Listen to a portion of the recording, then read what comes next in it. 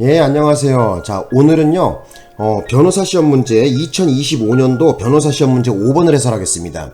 자, 옳은 것을 고르라 그랬는데, 맞는 것은, 디귿번과 리을번이에요. 디귿번과 리을번만 맞고, 나머지는 전부 틀렸습니다. 그러면, 기억번서부터 어떻게 됐는지 하나하나 봅시다. 자, 기억번 읽어볼게요. 이혼 소송 중인 부부가 별거하는 상황에서 일방 배우자 갑이 면접 교섭권을 행사하기 위하여 외국에서 타방 배우자 을과 함께 생활하고 있던 자녀 A 5세 그죠? 대한민국으로 데려온 후 면접 교섭 기간이 종료하였음에도 자 을에게 데려다 주지 않았답니다. 그리고 법원의 유아 인도 명령에 따르지 않았대요 또. 자 그래갖고 결국 어떤 상황이 발생했냐면은 깨끗하게 해보자. 즉 그 애기 5살짜리 애기 A하고 그죠? 5살짜리 애기 그리고 을 간의 유대관계를 끊어버렸어요. 잃어버리게 한단 말이에요. 자 이 경우에는 보호권을 침해한 거죠. 그죠? 미성년자 약취유인죄에서의 그 보호권이라는 것을 지금 침해했단 말이에요. 그래서 이 경우에는 미성년자 약취유인죄가 됩니다. 그죠? 예. 그래서 볼 수 없음으로 요 말 들어가서 틀린 거죠. 그죠? 성립하지 않는다가 아니라 미성년자 약취유인죄가 됩니다. 그렇게 정리하시면 되겠죠. 자, 그 다음에 이제, 니은번에 한번 보자. 니은번에.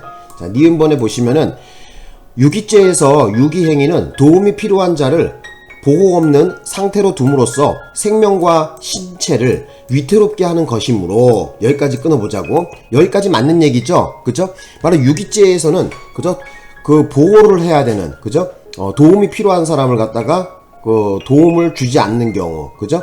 예, 이런 것을 갖다가 처벌하는 범죄란 말이에요. 특히 거기에 뭐를 위태롭게 하는 경우, 생명이나 신체를 위태롭게 하는 경우 이거 처벌하죠, 그죠?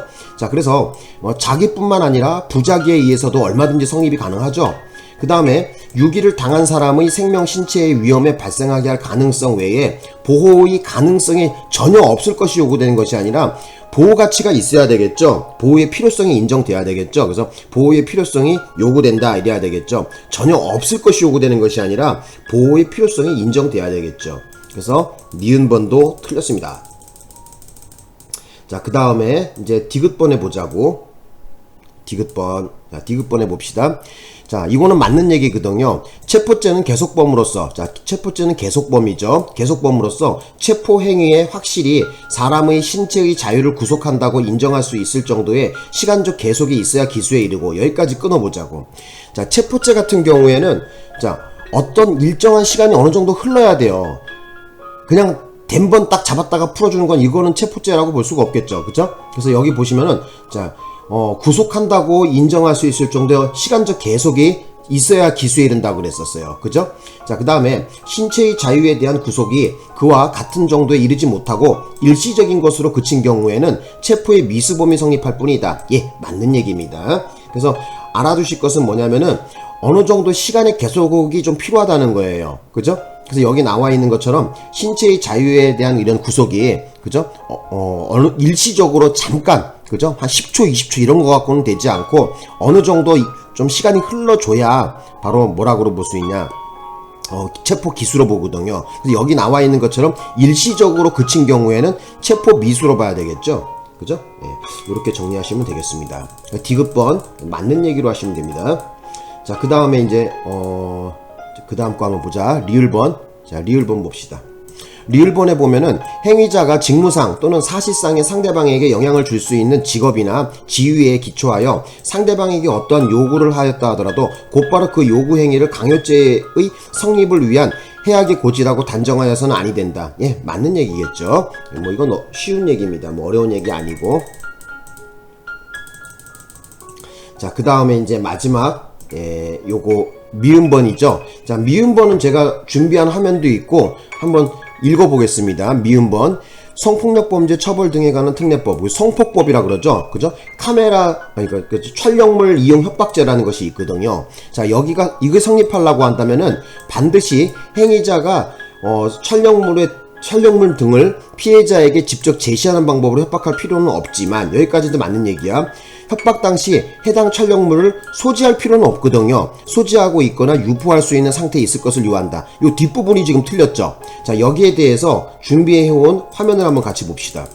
그래서 협박 당시에 그 촬영물을 소지할 필요는 없어. 자, 가보자고. 자, 여기 한번 보자고. 예. 자, 깨끗하게 하고, 예. 자, 판례 번호는 어떻게 되냐면은, 자, 판례 번호는,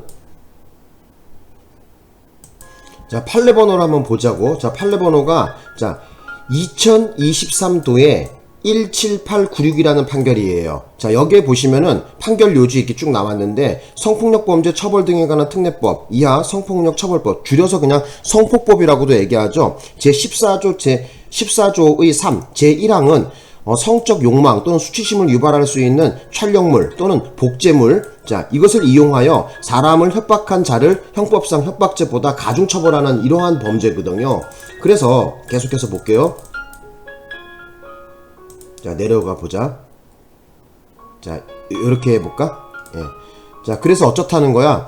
자, 여기 보시면은 형법상의 협박죄보다 가중처벌하는 규정을 두고 있다. 여기서 촬영물 등 이용하여는 촬영물 등을 인식하고 이를 방편 또는 수단으로 삼아서 협박행위에 나아가는 것을 의미한다. 이렇게 얘기했어요. 그래서 여기 보시면 협박이라 함은 사람으로 하여금 공포심을 일으킬 수 있을 정도의 해악의 고지라 할 것, 이렇게 나와 있고요. 자, 깨끗하게 또 해볼게.